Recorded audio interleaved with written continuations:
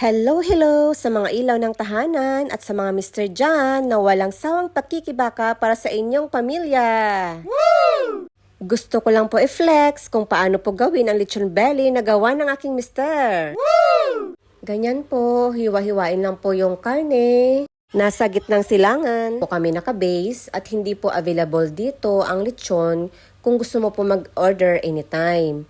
So, yung ginagawa po namin, bumibili kami sa Philippine supermarket para bumili ng pork belly kasi doon lang po siya available. At yung nabili ng mister ko is almost 4 kilos na belly. And then, kung sino po yung birthday celebrant, of course, siya din po yung magluluto.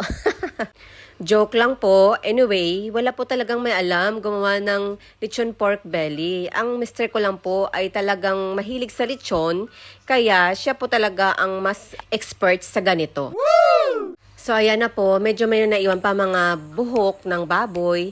So talagang tatanggalin pa yan. Mas mainam kasi talaga na ikaw yung gagawa ng lechon pork belly kasi mas malinis. At makukuha mo din yung lasa na gusto mo kasi ikaw yung magtitimpla.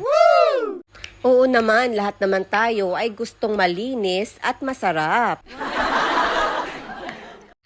So unang nilalagay po ay paminta.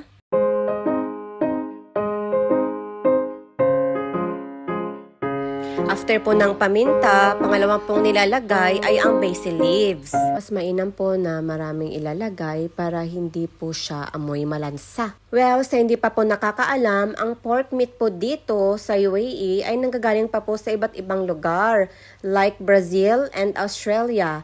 Ito pong nabili ng mister ko ay nanggaling pa po sa Brazil. At hindi ka na po mag-expect na fresh po siya. So, expect mo talaga na frozen. So, yung pangatlong nilagay ni Mr. ay yung asin. At pang-apat naman na ilalagay niya is itong ginger powder.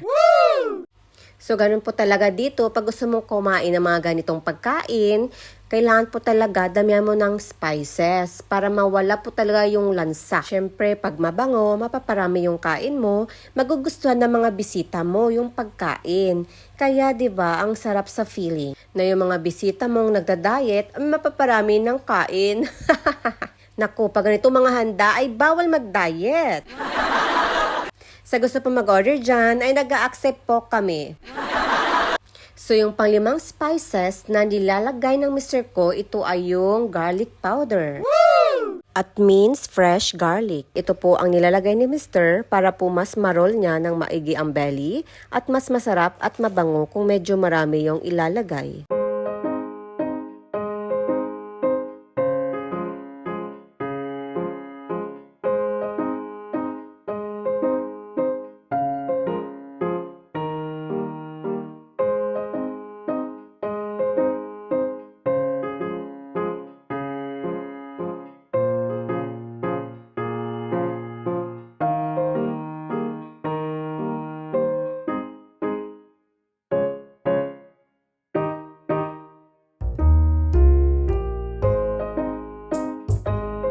Nalagay na po lahat ng spices. Ang susunod po ay ang masahe.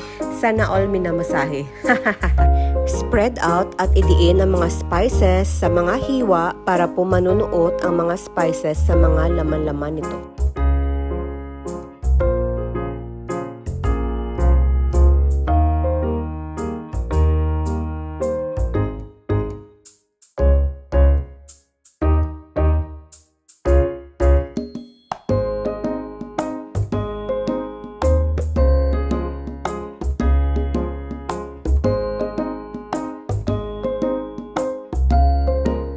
Ito naman po ay ang minced fresh garlic na kailangan din para ilagay sa pork belly para maging mabango at malutong mamaya yung lechon. Ikalat at ilatag mo lang sa mga hiwa para manunuot sa mga laman-laman nito.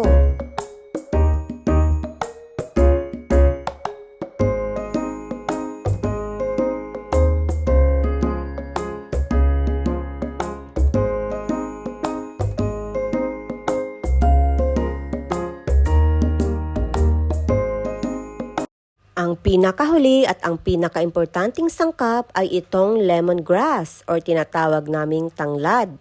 Hindi kompleto ang lechon pag walang ganito.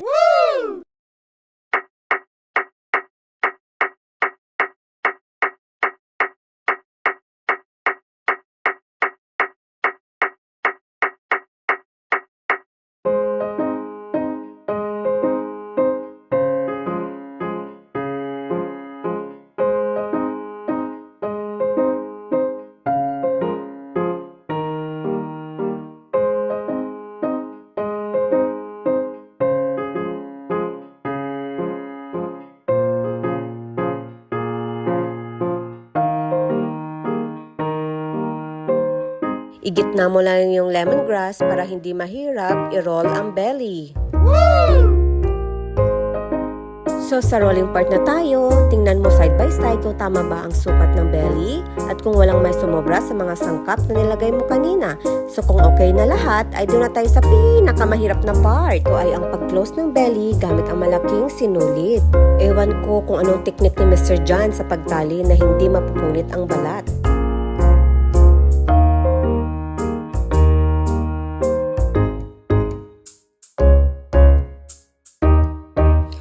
Steam time sa oven para hindi masunog ang balat ng belly, so kailangang balutin sa foil. Sa baba ng pan ay may tubig. Ang purpose niyan ay para maluto muna ang karne. Para maiwasan yung luto na ang balat pero yung karne ay hilaw pa. Mga 2 oras po siya na naka-steam. So far, effective siya. Lutong-luto na yung sa loob. Makikita mo naman. Nasa finale part na po tayo. Ito ay ang paglilitsyon. Yehey! Gutom na po. Akalain mo bang nasa 2 oras ang kailangan mong igugol? Pagkatapos ng 30 minuto, ay ito na siya! So, another 30 minutes pa daw.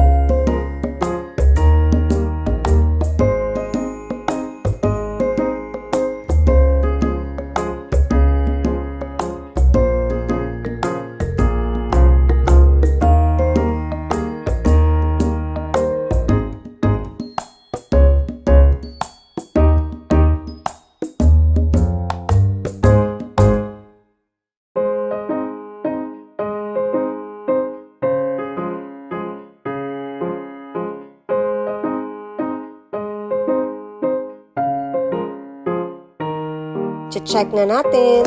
Yes, finally luto na. Ito pala ang basihan. Pag crispy na yung balat, so it means luto na siya.